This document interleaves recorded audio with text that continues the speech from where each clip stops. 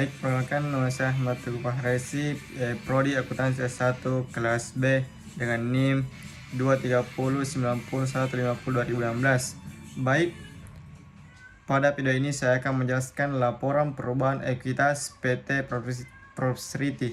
Pada soal yang telah diketahui bahwasanya pada tanggal 31 Desember 2015 PT melaporkan laba neto tahun berjalan sebesar 120.000, dividen yang diumumkan sebesar 24.000, kerugian belum direalisasi sebesar 2.000, saldo laba awal sebesar 160.000, modal saham sebesar 80.000, dan akumulasi pendapatan komprehensif lain saldo awal sebesar 10.000.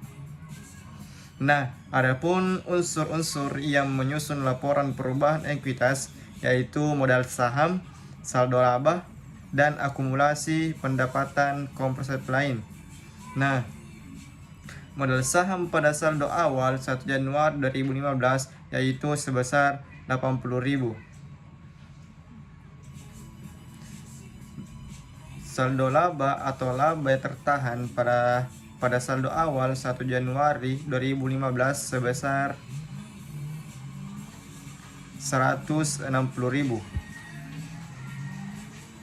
Nah, dan akumulasi pendapatan dari saldo awal 1 Januari 2015 yaitu modal saham ditambah saldo laba ditambah akumulasi pendapatan komprehensif lain sehingga menghasilkan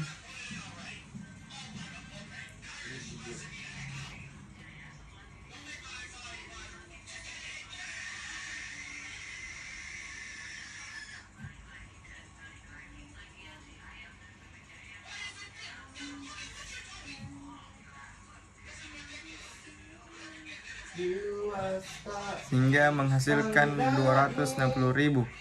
Selanjutnya laba neto tahun berjalan. Nah, pada laba neto berjalan ini hanya mempengaruhi satu unsur saja, yaitu saldo laba.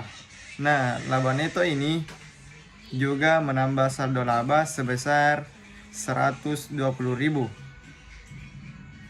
Dan total ekuitasnya yaitu tetap 120.000 karena laba neto penjualan ini hanya mempengaruhi satu unsur saja. Nah, selanjutnya yaitu dividen yang diumumkan. Dividen yang diumumkan mempengaruhi satu unsur saja, yaitu saldo laba. Dan dividen yang diumumkan yaitu ini mengurangi saldo laba sebesar 24.000.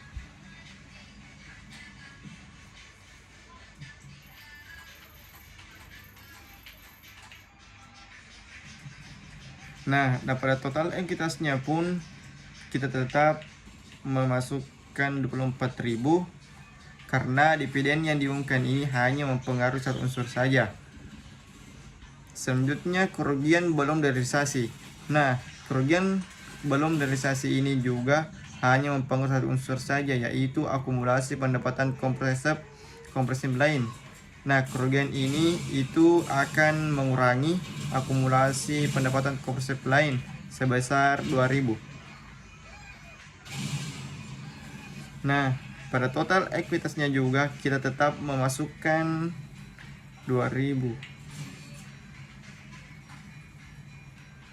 Nah, adapun saldo akhir dari modal saham yaitu sebesar 80.000. Karena modal saham ini tidak mengalami penambahan atau pengurangan ekuitas, kita tetap memasukkan 80.000 pada saldo akhirnya yaitu pada tanggal 31 2015. Nah, adapun saldo akhir dari saldo laba yaitu hasil saldo awal dari 31 Januari 2015 ditambah laba neto dikurang dividen sehingga akan menghasilkan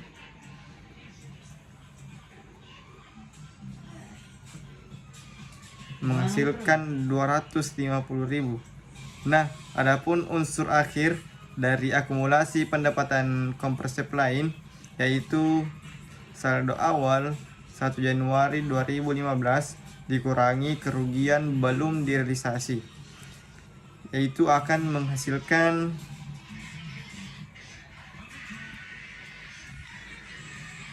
8.000. Nah, adapun saldo akhir dari modal saham dari saldo laba dari akumulasi kursor lain yaitu sebesar